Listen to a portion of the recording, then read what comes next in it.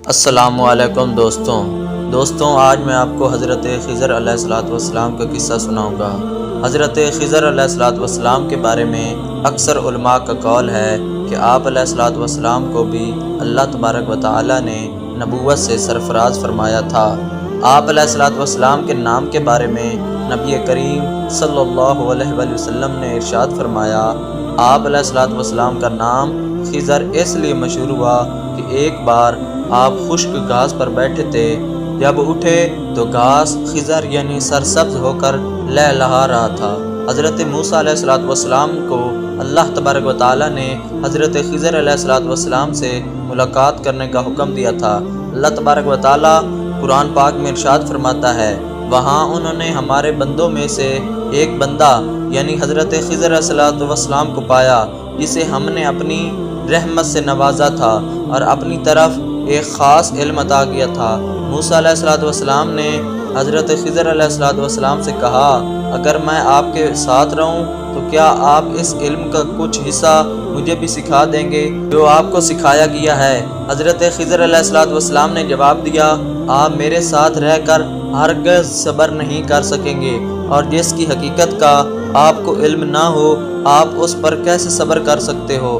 حضرت موسیٰ علیہ السلام نے کہا، اگر اللہ نے چاہا تو آپ ضرور مجھے صبر کرنے والا پاؤ گے، اور میں کسی بات میں بھی آپ کی نافرمانی نہیں کروں گا۔ حضرت خضر علیہ السلام نے کہا، اگر آپ میرے ساتھ رہنا چاہتے ہیں تو پھر مجھ سے کسی چیز کے بارے میں کوئی سوال نہیں کرنا، یہاں تک کہ میں خود ہی اس کے بارے میں آپ کو بتا دوں۔ اگر حضرت خضر علیہ السلام نبی نہ ہوتے تو حضرت موسیٰ علیہ السلام ان سے اس انداز میں بات نہ کرتے، اور حضرت خضر علیہ السلام نے اپنے کاموں کی حقیقت بتائی۔ اس وقت بھی انہوں نے یہی کہا کہ یہ تمام کام میں نے اپنی رائے سے نہیں کیے بلکہ اللہ تبارک و تعالیٰ کے حکم کی تعمیل میں کیے ہیں۔ اللہ تبارک و تعالیٰ نے قرآن پاک میں ارشاد فرمایا، اس کشتی کا معاملہ تو یہ تھا کہ وہ چند مسکینوں کی ملکیت تھی جو دریا میں محنت مزدوری کرتے تھے۔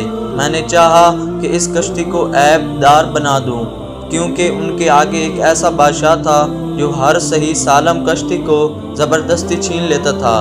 اور لڑکے کا قصہ یہ ہے کہ اس کے والدین مومن تھے۔ ہمیں خوف ہوا کہ یہ لڑکا اپنی سرکشی اور کفر کی وجہ سے ان کے لیے کوئی مصیبت کھڑی نہ کر دے، اس لیے ہم نے چاہا کہ ان کا رب انہیں ان کے بدلہ اس سے بہتر عطا کرے جو پاکیزہ اور زیادہ محبت کرنے والی ہو۔ اور دیوار کا قصہ یہ ہے کہ وہ دو یتیم بچوں کی تھی جو اس شہر میں رہتے تھے۔ اس دیوار کے نیچے ان کے لیے خزانہ دفن تھا۔ ان کا باپ بڑا نیک شخص تھا، لہٰذا آپ کے رب کی چاہت تھی کہ یہ یتیم بچوں اپنی جوانی کی عمر کو پہنچ کر اپنا یہ خزانہ آپ کے رب کی مہربانی اور رحمت سے نکال لیں۔ یہ کام میں نے اپنی رائے سے نہیں کیے تھے۔ یہ ہے ان واقعات کی اصل حقیقت جن پر آپ سے صبر نہ ہو سکا۔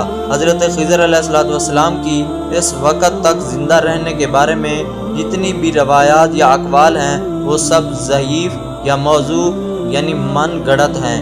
حضور اکرم صلی اللہ علیہ وآلہ وسلم نے ارشاد فرمایا، آج جو لوگ روئے زمین پر موجود ہیں 100 سال کے بعد ان میں سے ایک بھی باقی نہ رہے گا۔